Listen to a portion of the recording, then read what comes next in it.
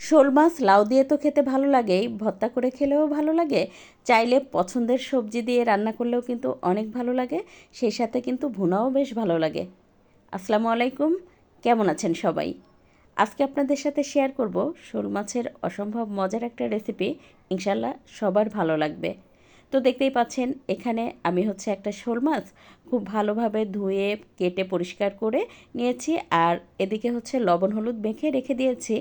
সেই সাথে এখানে রান্নার জন্য নিয়েছি ছোট ছোট লাল আলু, তার সাথে নিয়েছি শিমের বিচি।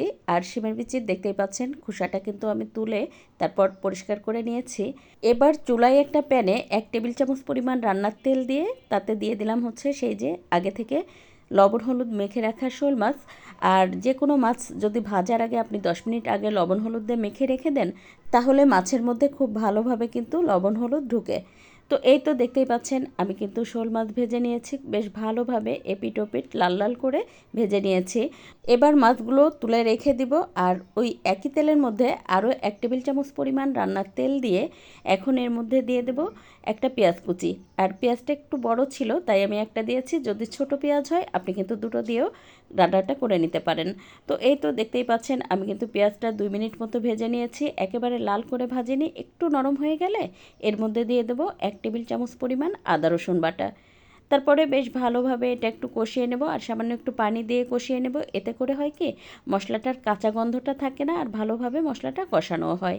এবার এর মধ্যে দিয়ে দেবো স্বাদ মতো লবণ, আধা চা চামচের একটু বেশি হলুদ গুঁড়া, তার সাথে দিয়ে দেবো 1 চা চামচ পরিমাণ শুকনো মরিচের গুঁড়া। আসলে ঝালটা আপনি আপনার পছন্দ মতো দিয়ে নেবেন, এখানে আপনি যতটুকু পরিমাণ ঝাল খেতে পছন্দ করেন সেই বুঝে ঝাল দিয়ে দিবেন। আর এর মধ্যে কিন্তু আমি আরও 1 চা চামচ পরিমাণ জিরার গুঁড়া দিয়েছি। এবার মশলাটা খুব সুন্দর করে কষিয়ে নিয়ে এবার এর মধ্যে দিয়ে দেবো সেই যে ধুয়ে পরিষ্কার করে রাখা নতুন আলু আর শিম দিয়ে বেশ ভালোভাবে 2-3 মিনিট কষিয়ে নিয়ে এখন এর মধ্যে সামান্য একটু পানি দিয়ে দিব। ওই 2 টেবিল চামচ পরিমাণ পানি দিয়ে ঢাকনা দিয়ে ঢেকে চুলার আঁচ মিডিয়াম রেখে 2-3 মিনিট কষিয়ে নিয়েছি। তো এই তো দেখতেই পাচ্ছেন কষানো তো হয়ে গেছে, আর তেলটাও উপরে উঠে আসছে। এখন এর মধ্যে দিয়ে দিলাম 1 কাপ পরিমাণ পানি। তারপর চুলার আঁচটা হাই রেখে মাত্র 2 মিনিট রান্না করার পরে কিন্তু বলক চলে আসার পরে আমি চুলার আঁচটা মিডিয়াম করে দিয়ে এই যে 70% মতো শিম আলু সিদ্ধ করে নিয়ে এখন এর মধ্যে ভেজে রাখা মাছ দিয়ে দেব। সাথে দিয়ে দেব 2টা কাঁচামরিচ, এতে করে খুব সুন্দর ঘ্রাণ আসে।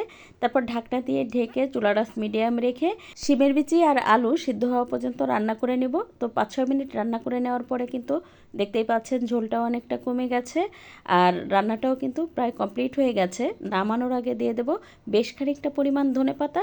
তারপর 1 মিনিট মতো রান্না করে নিয়েছি, আর এই তো দেখতে পাচ্ছেন আমার কিন্তু রান্নাটা পুরোপুরি কমপ্লিট হয়ে গেছে। আজ এ পর্যন্ত, কাল আবার নতুন কোনো ভিডিও নিয়ে দেখা হবে ইনশাল্লাহ। সে পর্যন্ত সবাই ভালো থাকবেন, সুস্থ থাকবেন। আল্লাহ হাফেজ।